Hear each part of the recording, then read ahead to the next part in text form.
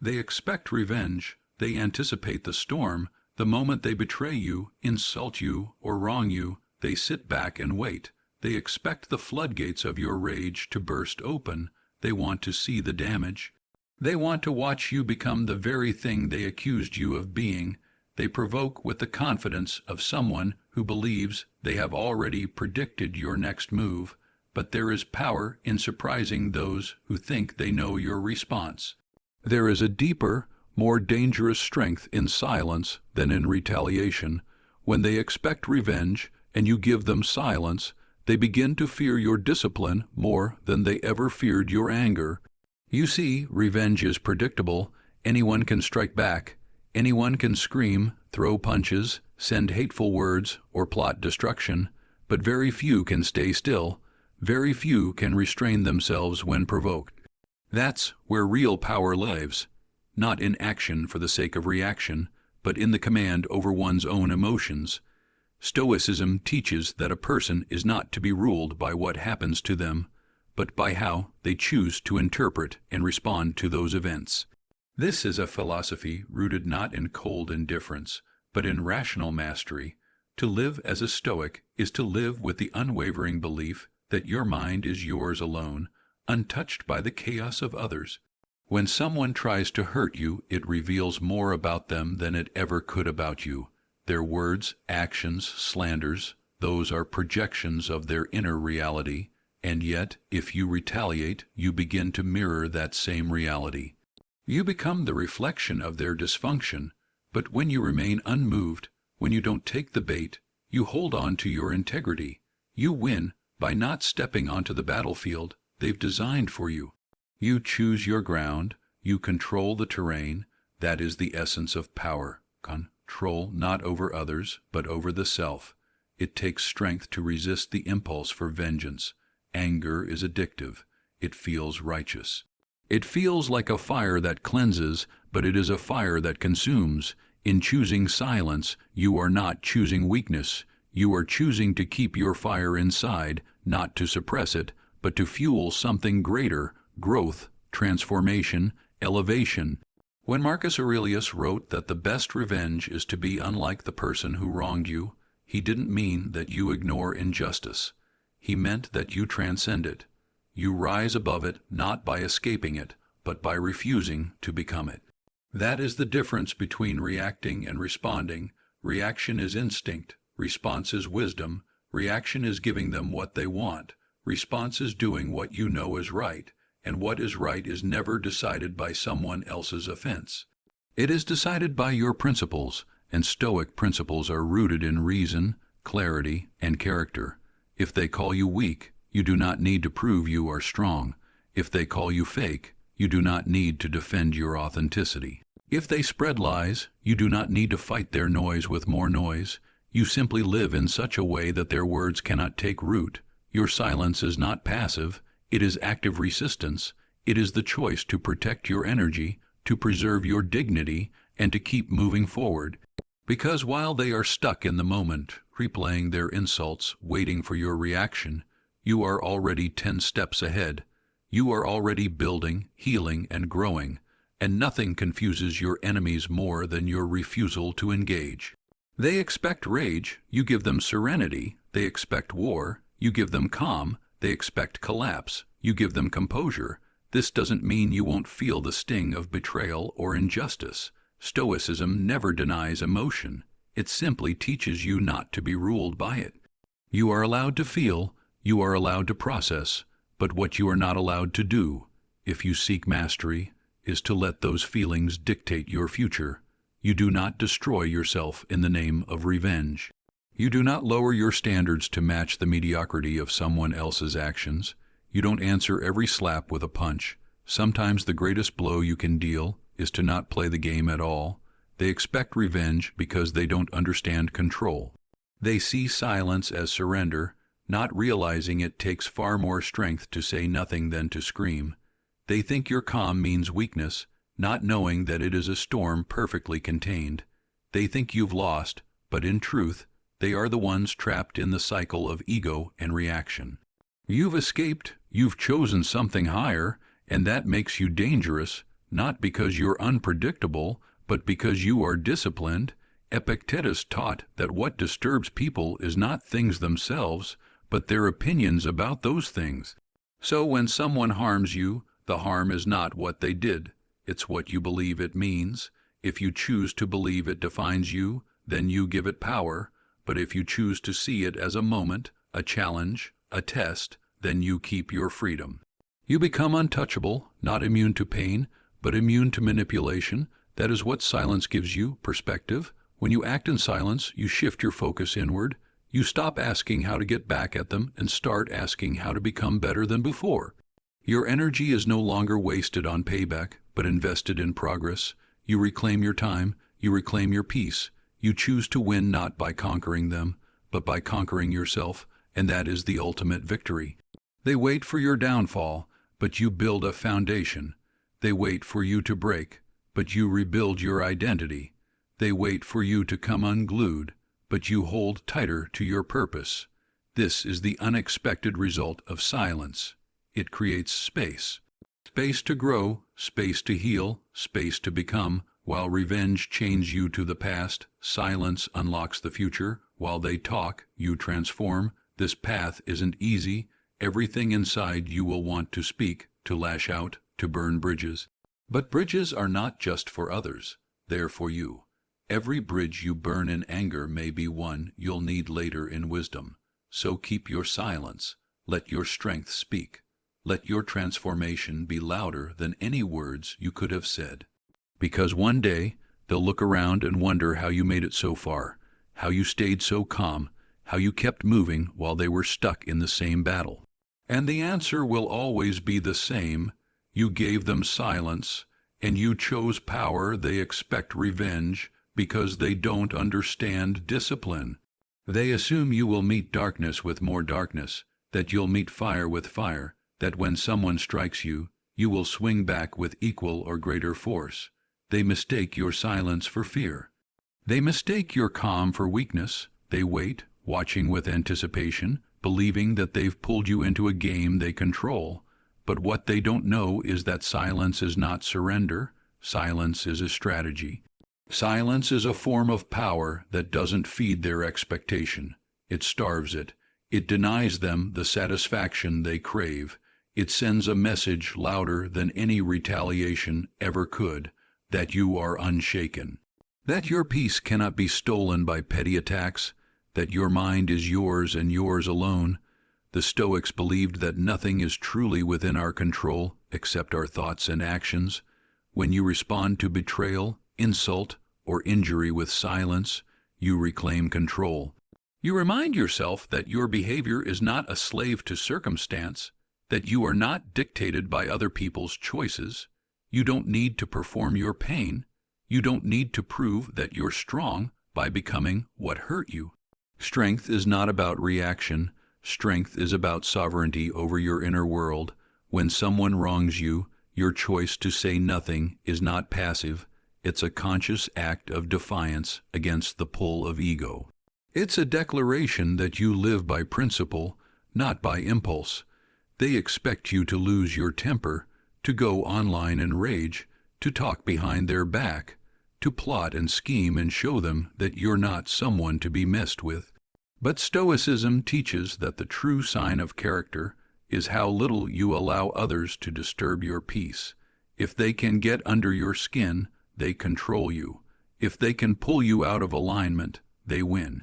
But when you don't respond the way they predicted, you leave them powerless.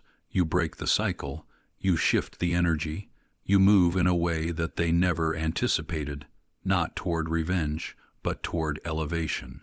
That doesn't mean you suppress your emotions. It means you own them without letting them own you. You feel the sting, the insult, the betrayal, but you don't let it shape you. You don't let it consume your energy.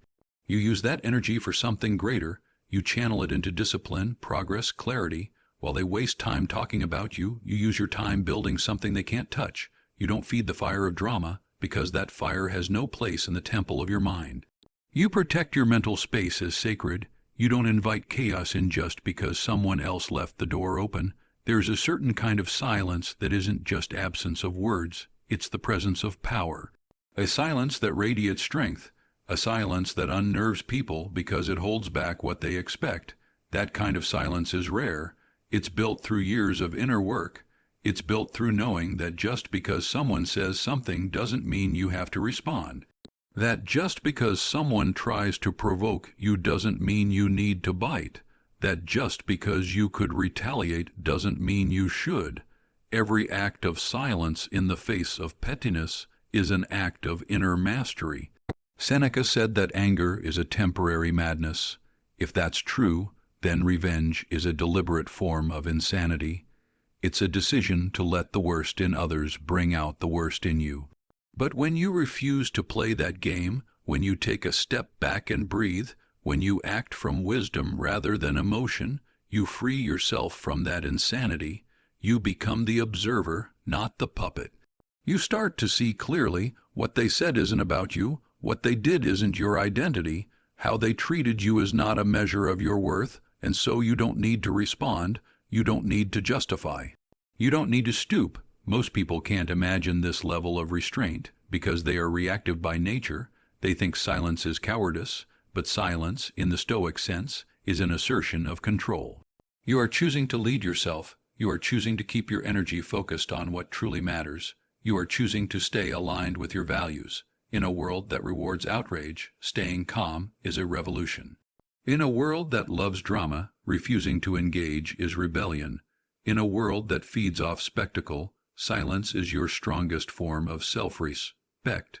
Your silence says, I am not here to be dragged into chaos. I am not here to be anyone's emotional punching bag. I am not here to match energy. I am here to master mine. You protect your peace not because you're scared to fight, but because you've fought too many unnecessary battles in the past. You've seen where revenge leads. You've tasted the emptiness of retaliation. You've learned that winning the argument often means losing the bigger picture, that getting even rarely brings satisfaction, that you'd rather be whole than be right.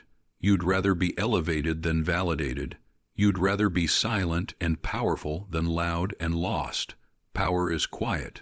True strength doesn't announce itself. It doesn't need to.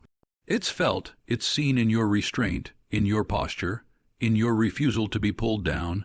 That's what Stoicism gives you, the strength to rise without shouting, the courage to walk away without explanation, the wisdom to keep moving forward without needing to look back. Because forward is where your purpose is, forward is where your peace is, forward is where your next chapter begins, not with revenge, but with resolve, not with fire, but with focus, not with noise, but with mastery. There is something transformative about deciding that you will no longer be controlled by other people's immaturity, that you will not carry their offenses in your heart, that you will not let their dysfunction infect your clarity. You begin to live on a different level. You start to see life not through the lens of reaction, but through the lens of meaning. Every challenge becomes a test of your inner strength. Every insult becomes an opportunity to practice patience. Every betrayal becomes a reminder that you don't need to hold grudges to heal. You just need to move on. And so, when they expect revenge, you don't give it to them, not because they don't deserve a response, but because you deserve peace. Not because you're weak, but because you're wise. Not because you're avoiding conflict, but because you've chosen something far greater than conflict, freedom. You've chosen to be a master of your mind. You've chosen the higher path. You've chosen the Stoic path. They expect revenge because that is how the world operates. When someone is wronged, the common expectation is that they will strike back, retaliate, and make sure the other person feels the weight of what they've done. It's a cycle that feeds on ego, emotion, and chaos. People are so used to seeing reactions fueled by anger that when you give them silence instead, it confuses them, it unsettles them, it makes them question their assumptions about control. Because revenge is predictable, but silent, true, composed, deliberate silence is rare and deeply powerful. It is the mark of someone who is no longer driven by impulse, but guided by principle. It's the sign of a person who has moved beyond the surface of emotional warfare and learned how to live from a place of self-calm. And in a culture that celebrates noise, silence becomes a revolutionary act. It is not the absence of feeling, it is the containment of it. It is the redirection of energy away from destruction and into something far more productive. The Stoics understood this deeply. They taught that we must train ourselves not to be ruled by others' behavior, but by our own reason. When someone insults you, lies about you, or betrays you, the immediate temptation is to react, but reaction gives them power. It places your emotional state in their hands. Stoicism teaches that you take back that power by choosing your response consciously and calmly, not emotionally or automatically. The discipline to remain silent in the face of provocation is one of the highest forms of strength. It requires you to pause, to think, to measure the weight of your actions, not just for the moment, but for what they will mean to your future self. Silence says you are not afraid. It says you are not seeking validation. It says you do not need to perform pain or strength to prove anything. Instead of shouting, explaining, or retaliating, you channel your energy into building something greater than revenge, your own character. When you choose silence, you do not suppress your voice, you sharpen it. You refine your ability to speak only when it truly matters. Most people speak to be heard. The wise speak to make impact. Most people act to feel powerful. The wise act to be effective. When you refuse to seek revenge, it doesn't mean the injustice didn't matter. It means you've decided to live for something more meaningful than evening the score. You've decided to put your values above your pride. Pride demands revenge. Ego demands revenge. But wisdom demands restraint. Restraint is not cowardice, it's clarity. It means you've seen the cost of revenge and chosen not to pay it, because revenge costs peace, it costs focus, it costs time and mental space you could be using to grow, to learn, to elevate. The Stoics knew that vengeance rarely solves what it promises to solve. It may bring momentary satisfaction, but it doesn't bring wholeness. It doesn't bring healing. It doesn't build. It burns. There is a kind of silence that is full, not empty. A silence that holds intention, not avoidance. When you decide not to react, you give yourself the opportunity to observe. You begin to see the situation for what it truly is, not what your emotions have made it. You begin to see that the people who wrong you are often themselves at war within. Their attack says more about their weakness than your worth. When you internalize that truth, you no longer need to respond. You simply walk forward, unbothered, untouched, and unmoved. You don't have to fight every battle. You don't have to answer every insult. You don't have to expose every lie. Some things are better left alone, not because you're too weak to address them, but because you're too strong to be trapped by them. Your energy is not infinite. Every moment spent chasing revenge is a moment lost from building the life you deserve. The Stoic understands this, and so they conserve their energy for what actually matters, the development of their own virtue, the clarity of their mind, the peace of their soul. Every time you choose silence, you're telling yourself, I am not controlled by this. I do not need to defend my worth. I do not need to react to noise. I am anchored in who I am, and no one's behavior can shake that. That is freedom. That is the kind of internal liberation the Stoics lived for. They were not emotionless. They simply refused to be dominated by emotion.